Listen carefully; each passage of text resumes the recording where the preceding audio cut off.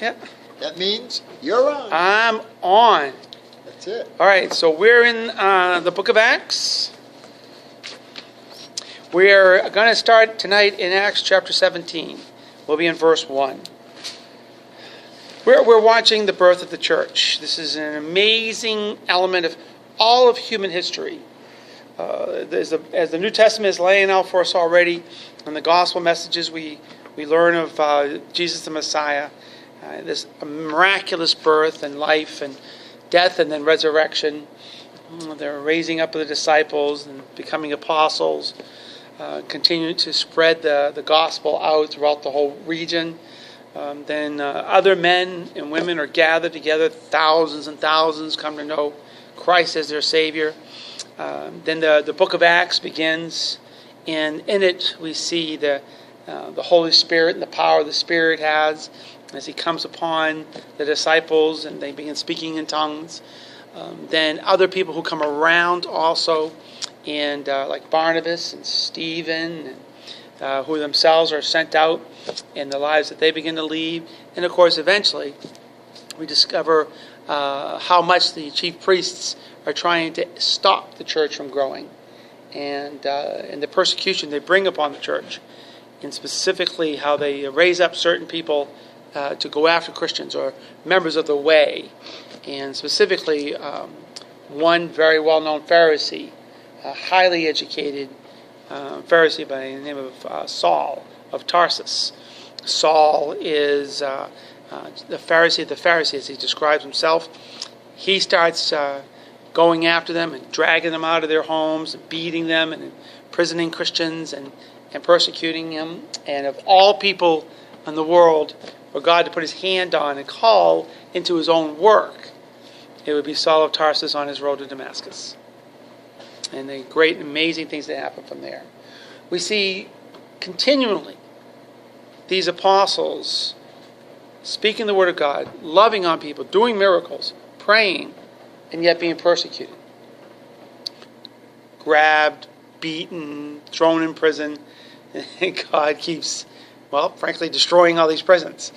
Busting them open, sending angels down to walk them out of places. Or, as we read last time, specifically, Paul and Silas, the prison is rocked by an earthquake, and they walk out of it, and then they are able to make an impact on the jailer's life and the life of his family, as well as the magistrates who had wrongly imprisoned them in the first place.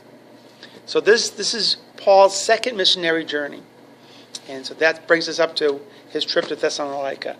Now, as you hear the names of the cities that Paul is visiting, you will hear the books of the New Testament.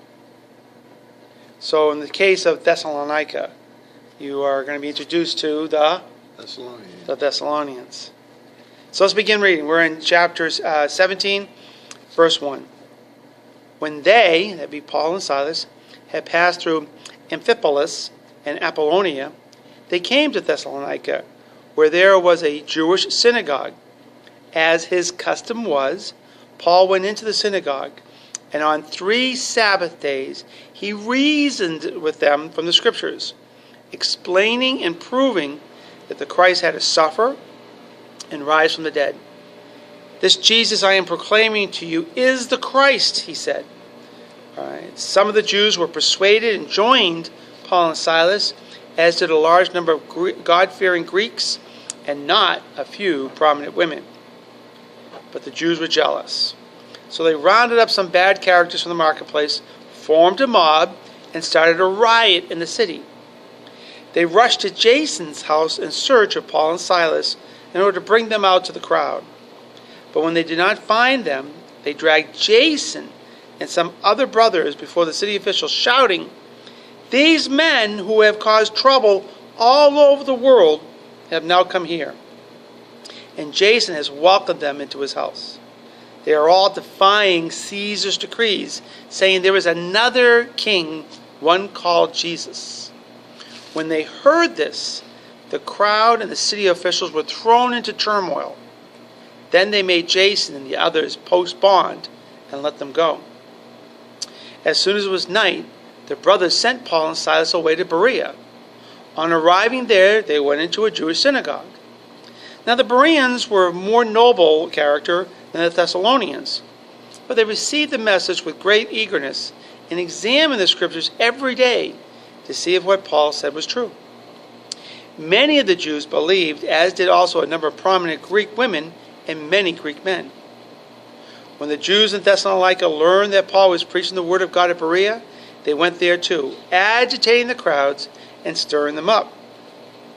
The brothers immediately sent Paul to the coast, but Silas and Timothy stayed at Berea. The men who escorted Paul brought him to Athens and then left him with instructions for Silas and Timothy to join him as soon as possible.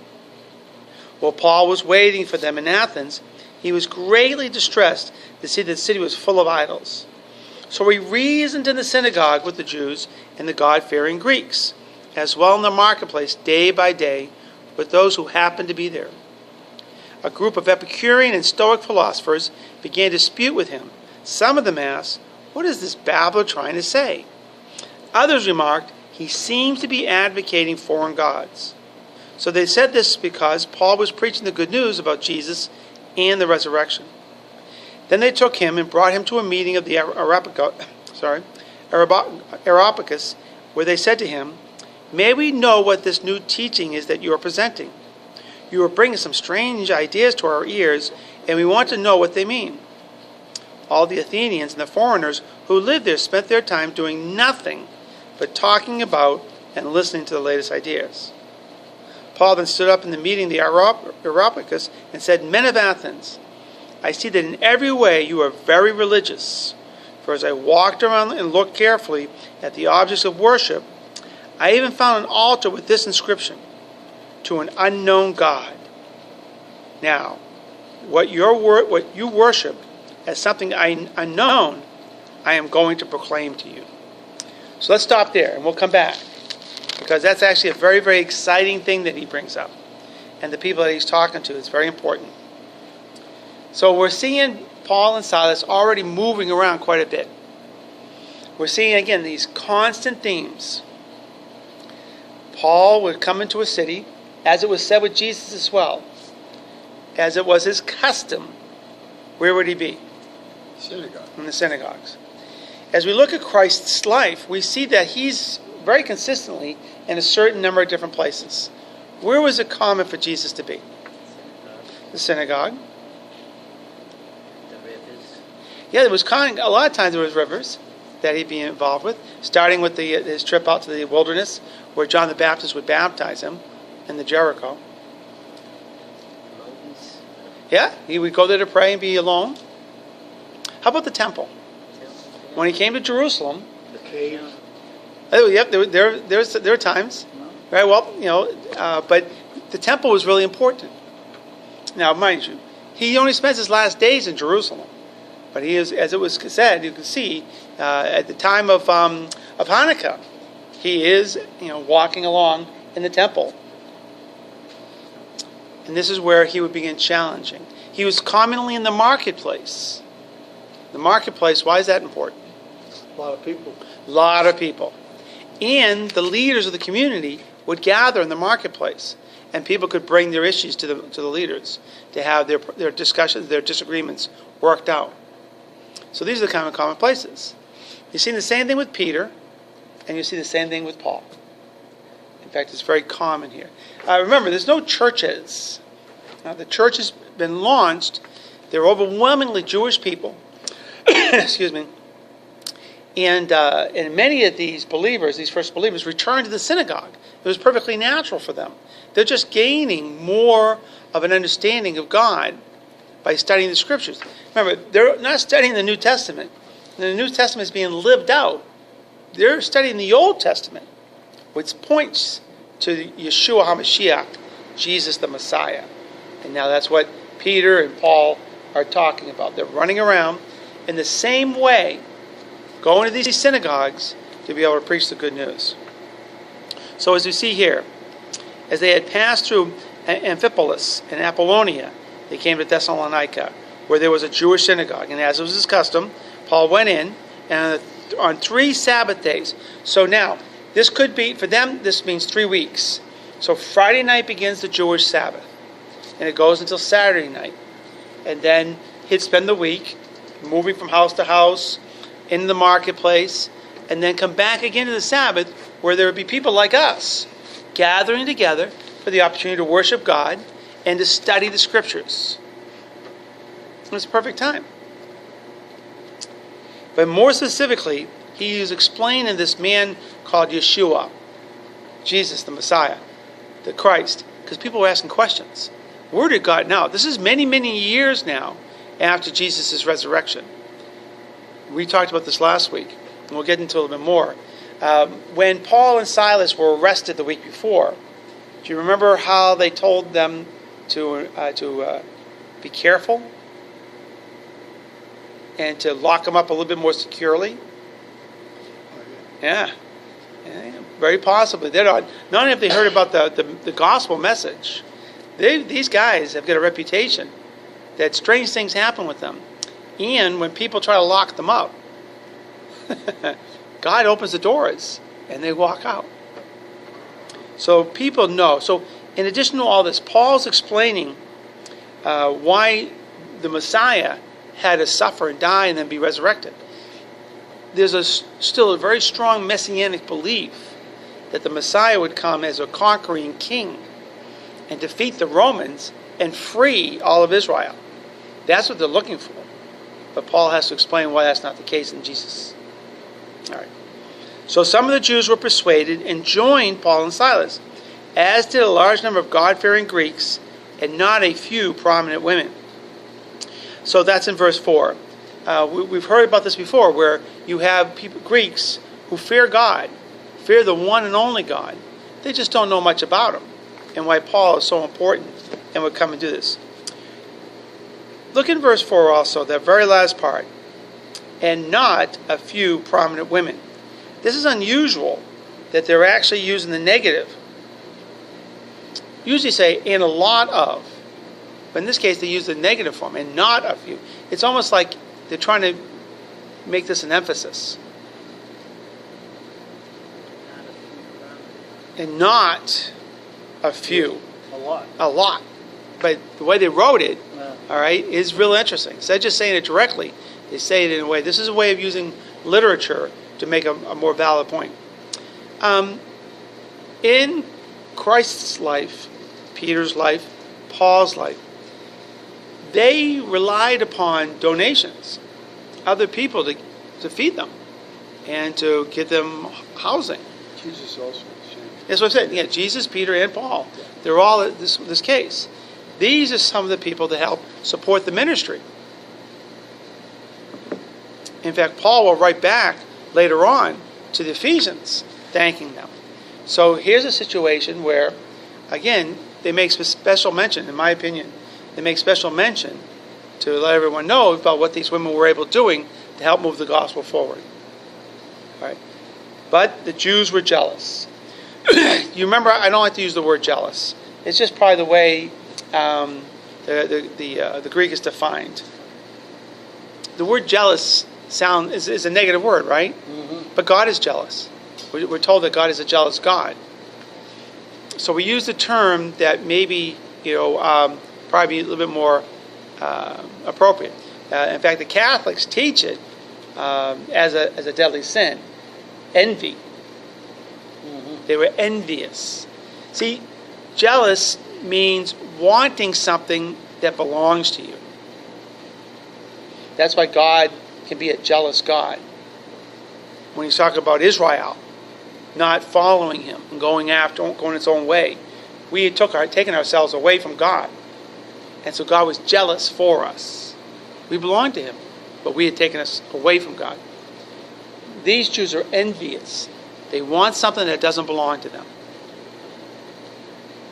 They want the admiration and the commitment of the crowd, of the people around them. But these were all God's people, not theirs. So they rounded up some bad characters, some troublemakers from the marketplace, formed a mob, as we saw last week, and started a riot in the city. We learned, by the way, the name of one of the men's homes where Paul and Silas stayed at in the next verse.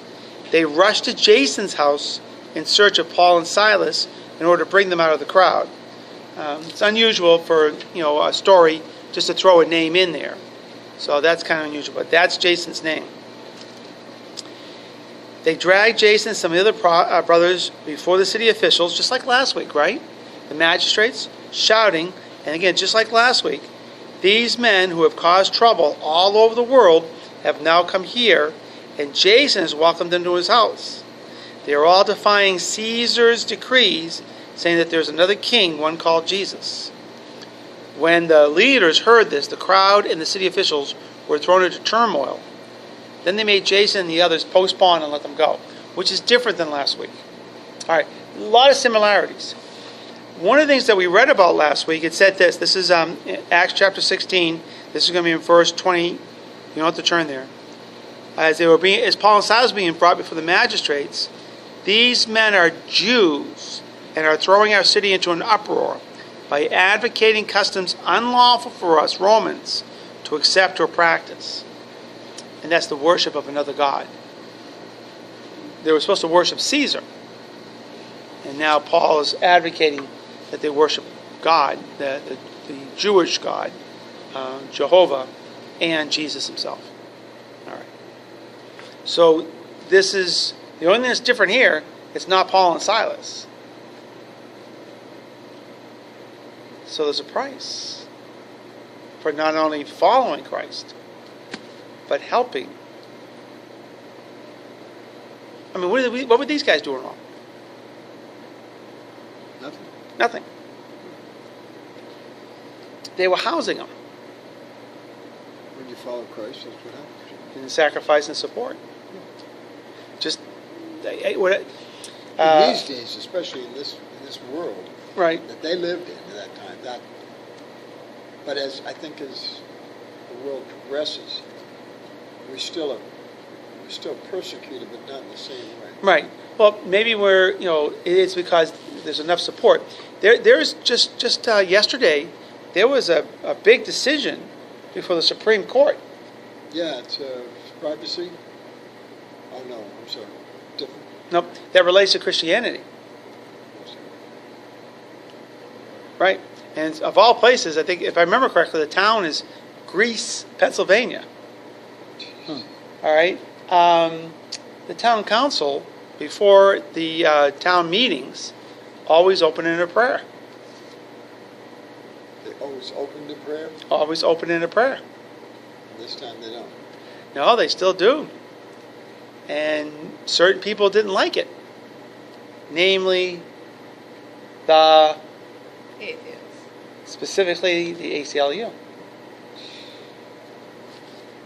Now, mind you, these folks, if I remember the story correctly, were okay with, somebody wanting to come in and say a Jewish prayer or a Muslim prayer or a Baha'i faith or whatever, they'd allow it. They didn't restrict it just to Christians. Although, again, because Christians are an overwhelming majority, it was a Christian prayer. It was sectarian. So the American Civil Liberties Union wanted to go ahead and say, no, that's a violation of the Constitution because of something that I will call a myth. The myth is the separation of church and state. As soon as somebody says it, I usually say right off the bat, where in the Constitution does it say that?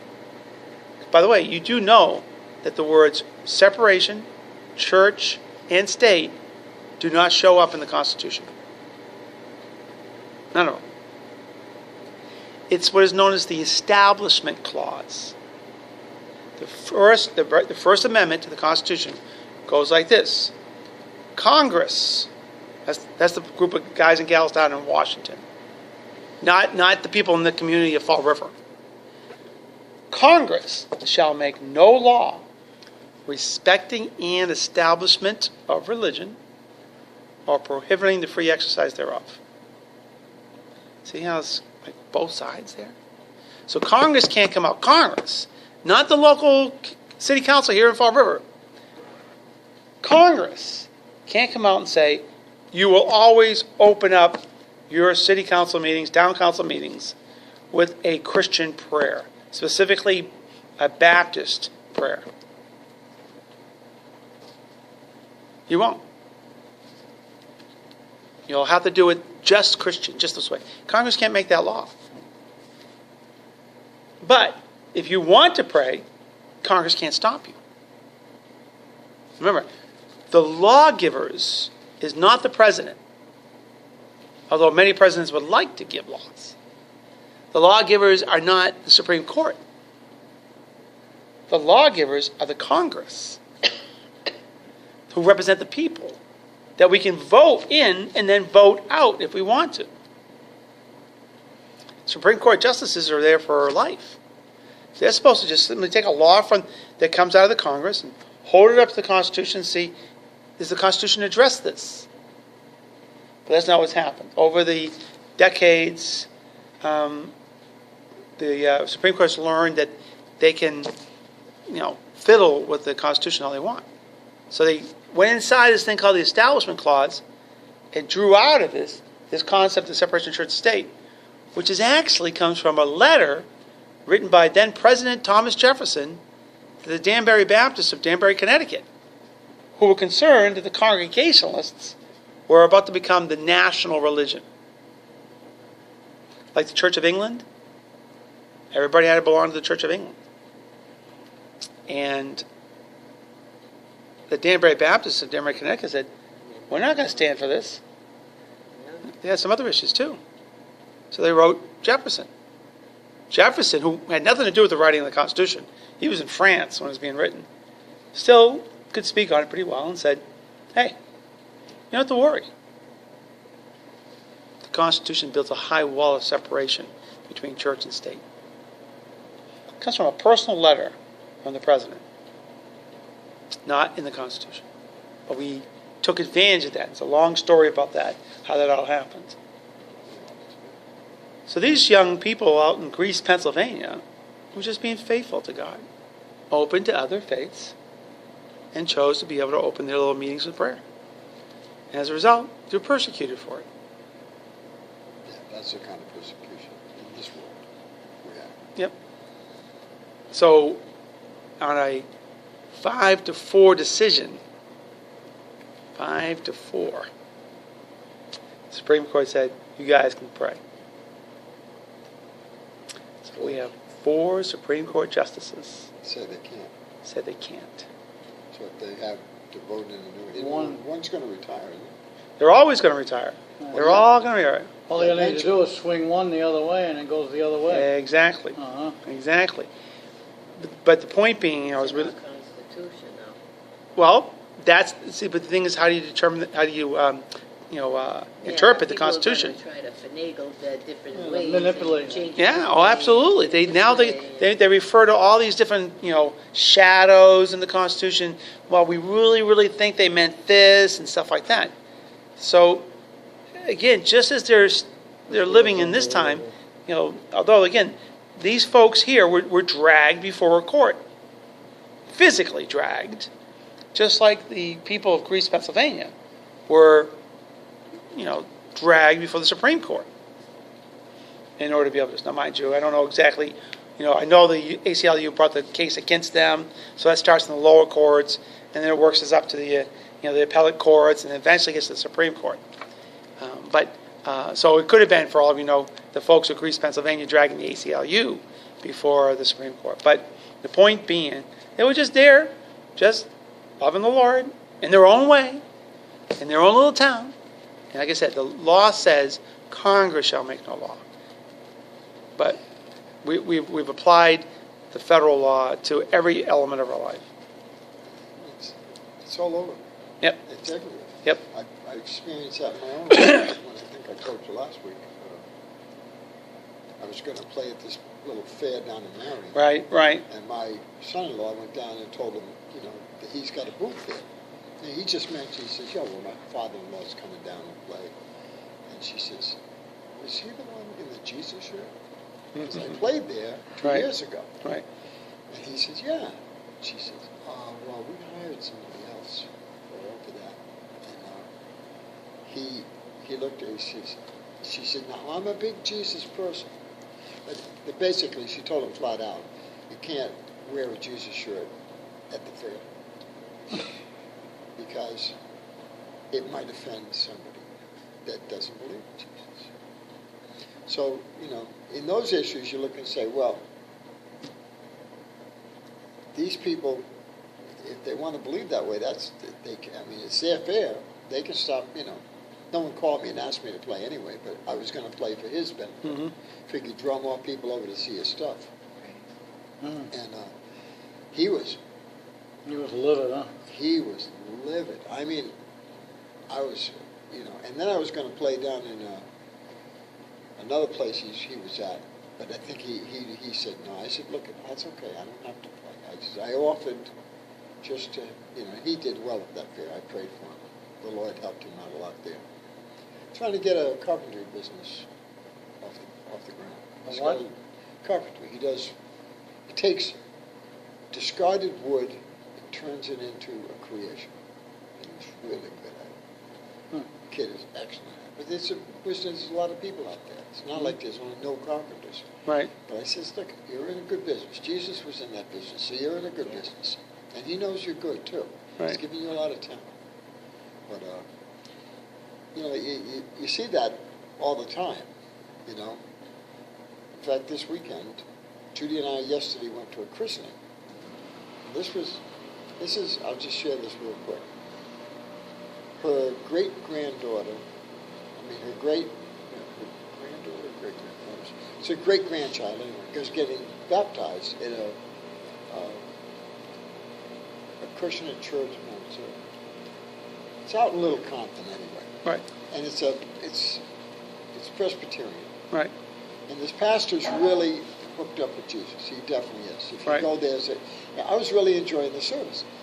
And he was calling up, he called the mother and father with the baby up, and then the parents, and then the godparents, and then he goes to all the kids, and he's bringing everybody up. And Judy would have been next. Now, Judy is the great-grandmother.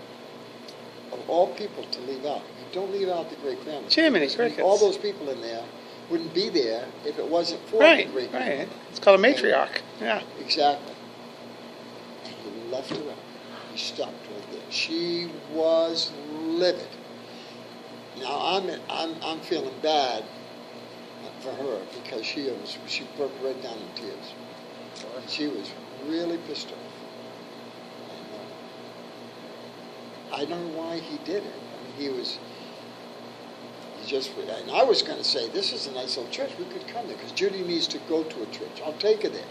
She needs to really go there. That's So much for more that. focused. Yeah, she grew up with that. She needs that. You should have stood up and said, don't forget great-grandma here. It Right, happened. So good. I was expecting him to say it, and then he closed it up and went somewhere else. And Did he forget or not know Judy? That's where I'm going. He stopped. Well, I think he was running out of time. Yeah, He yeah. had brought up a lot of people. Right.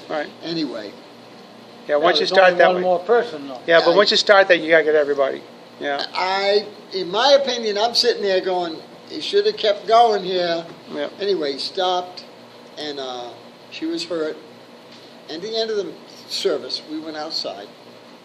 She went right up to him and said something. Right. She said, hey, I'm the great-grandmother. I think you should have included me. He says, oh, well, the family gave me the list to do. Ooh. It's just a family. Now, she knows the mother and the father.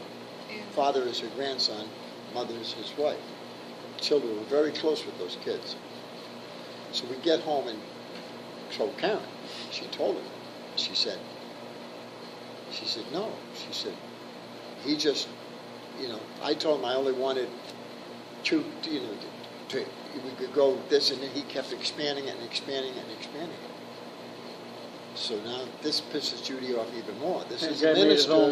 The minister is lying to her. Yeah. You sure don't is. do that. Right. Okay? I mean, and I tried to tell Judy, I said, look, but this is the bonus coming. Yeah, I'm waiting, Mike. There's a bonus coming on this. we have folks here on YouTube. Oh, I'm sorry. Go ahead. That's right. I'll tell you later. All right. Let's go okay. to YouTube. All right. So I'll I tell you later. have one more, and that is again, and these are the things that should you one of the ways in the military we say that one of the ways to know that you're in combat, somebody's shooting at you. All right. And that same thing can be said for the Christian faith. One of the ways you know you're really exercising your faith is people criticize you. as Mike did with, with his Jesus shirt and his hat. And as I mentioned before, about Greece, Pennsylvania, and all these other issues that go on. Well, if you look at my car and my wife's car, our license plates say "Choose Life."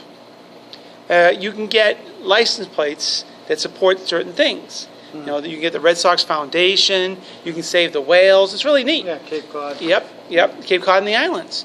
And what happens is you give the state the money for your plate. They take out $40. They take out $28 just to make the plate, but the rest of the money goes to your charity. And every time you renew the plate, the whole amount goes to your charity. It's really, really cool. So I've helped the folks get 1,000 plates on the road, which you have to do. 3,000 plates on the road. And so the back of my car says "Choose Life." It's got a picture of a mother holding a baby. Well, in Brockton, not too long ago, I stopped at Dunkin' Donuts. I pulled in. I'm sitting in my car for at least 45 more seconds because I'm turning everything off and I'm taking my phones, my work phone and my personal phone, I'm putting it in my pocket. So I'm sitting there for 45 seconds. So finally I get out of the car. This woman in a white Lexus SUV pulls up, rolls down her window, flips me the bird, calls me an a-hole, and then drives off. You get stunned by those things. Yeah. Now I'm thinking, did I cut her off? I couldn't have cut her off. I've been sitting here for almost a full minute. If I cut her off, I should have already heard from her. And stuff. So all I can think of, because right there is my Choose Life plate. And she doesn't like the idea. So, again, I wasn't dragged off and beaten and brought before the magistrates. I will tell you, that time is coming. So now, we're in verse 10. As soon as it was night, the brothers, right, probably Jason and his friends, sent Paul and Silas away to Berea.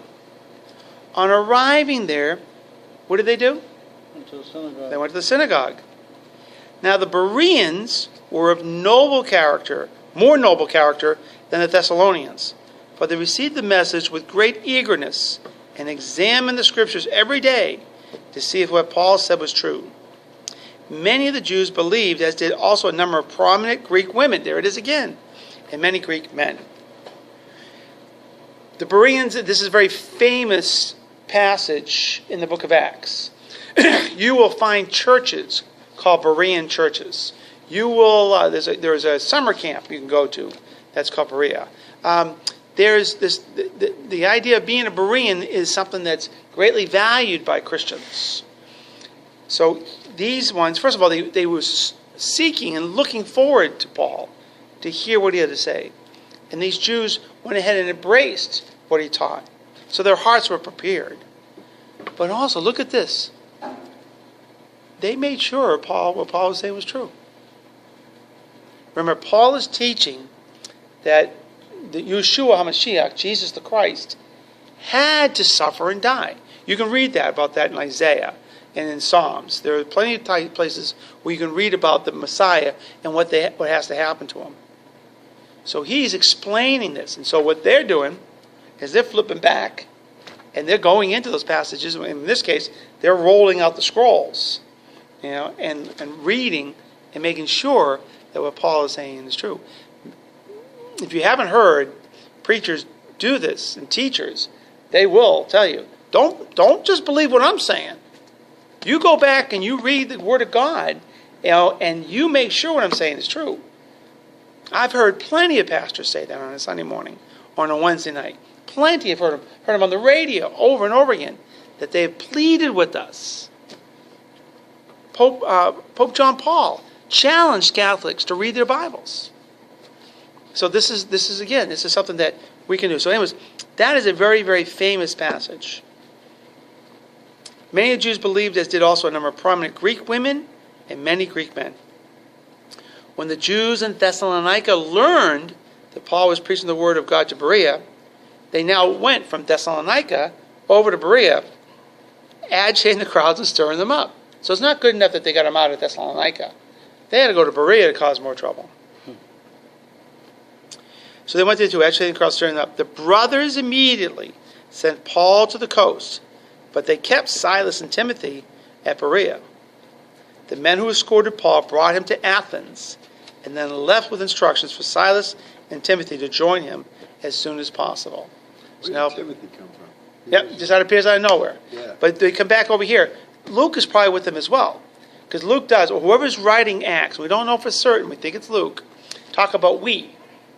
Paul, Silas, and we.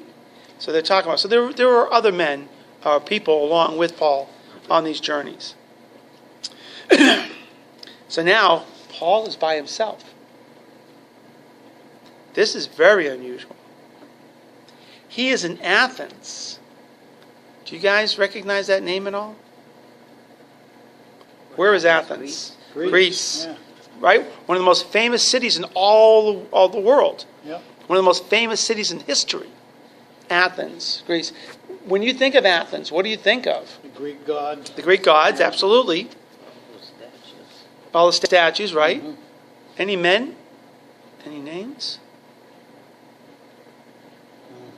Theater? Ah. That's Arnold Schwarzenegger. Ah, right. yeah, right out of Austria. Had to throw that out there. Aristotle, yeah. Socrates, right? Yeah. Some of the great thinkers of all times. Remember, these guys, all those guys lived before the time of Christ.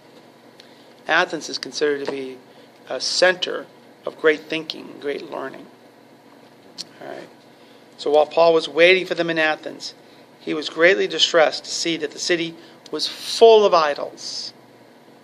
So he reasoned in the synagogue, there he is again, with the Jews and the God-fearing Greeks, as well as in the marketplace, day by day, with those who happened to be there. A group of Epicurean and Stoic philosophers began to dispute with him. All right. Epicurean and Stoics tried to remove all elements of pleasure from their lives. They try to think deeply and to try to understand reality through thought. But they are not, they're not known for great emotion or emotion at all, especially the Stoics. So they don't want them. They're trying to eliminate all distractions, really. Yep, and they're trying to be, the term Stoic is actually used to mean to be, very unemotional, a Stoic personality. So, but these are the philosophers. These are the great philosophers, and like I said, they're not taken easily to crowds cheering and stuff. They wouldn't be the kind of people you'd see at a Patriots game, jumping up and down. All right, they would be, a little bit more withdrawn. Not going to go listen to Mike play music. Probably would, but just sit there quietly Yeah, with their hands crossed. with their hands crossed. Right. I must have a few now there. Is this thing on? All right. So look at the criticism. Some of them asked, "What is this babbler trying to say?" Others remarked, "He seems to be advocating foreign gods." They said this because Paul was preaching the good news about Jesus and the resurrection. Yeah, look, they've never heard of anything like this, resurrection. Then they took him and brought him to a meeting of the Areopagus, where they said to him, so this is this big stadium, where you can get right down deep in the inside of it, and speak with a normal voice, and be heard throughout the whole. Great acoustics, the way they had the Areopagus set up. Excuse me. Where they said to him, "May we know what this new teaching is that you are presenting? You are bringing some strange ideas to our ears, and we want to know what they mean." All the Athenians and the foreigners who lived there spent their time doing nothing but talking about and listening to the latest ideas. Let me just pause for a second. Throughout history, as long as the farmers were doing well and the armies were keeping everybody safe, people had plenty, and all kinds of wonderful cultural things rose up, like art. Just think about it for a second. All right? Most of the people at this time are starving to death unless they go out and raise food in the field. But in Athens and in Greece, they had already developed systems where they could raise lots of food, bring it in, sell the food for money or barter it for things that the artisans were building. So there were plenty of people who could literally just be paid to think. And we have that today. All right. So they're nothing but talking about and listening to the latest ideas. Paul then stood up in the meeting of the Areopagus and said, Men of Athens, I see that in every way you are very religious. For as I walked around and looked carefully at your objects of worship, I even found an altar with this inscription, To an unknown God. Now, what you are worship as something unknown, I am going to proclaim to you. You know, as I look for opportunities to share the gospel with people, there are things that people do that kind of open the door and they don't realize they're opening the door. Like, for example, they'll use the Lord's name in vain. And I'll say, wow, you're a very religious person. That's the last thing they think I'm going to say. And I said, well, you know, you're calling on a God. What? You just said Jesus Christ. Yeah, but not that way, so I'm sorry.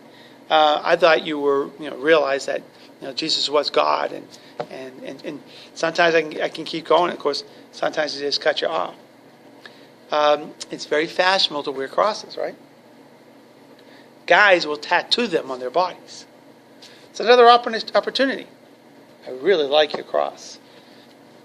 So do you know where that comes from, and do you believe in the man who hung on it and stuff? And so that's what Paul is doing here. Paul is looking for opportunities to share the gospel. And so what he finds, as Lynn was saying, all of these idols all over the place. All the different Greek gods, they were creating gods. There's so many of them. But there was one to an unknown God. Paul identifies that one. And it's from there he's going to launch this sermon. This critical sermon that he gives to the Athenians. That's his open door. That's his open. He opened it. All right. First of all, like I said, by the way, this is a great debate. We can have a great debate whether or not these Athenians were being honest by saying, we would really love to hear what you have to say. Remember, the Pharisees were saying this to him as well as to Jesus. They're just trying to trap him. But these men are honest. They really do want to hear what he has to say. And so next week, we'll go ahead and we'll get into Paul's sermon to the Athenians. And what does he mean by this unknown God? Okay? Mm-hmm. All right, we'll see everybody later on. Now, what kind of Bible you got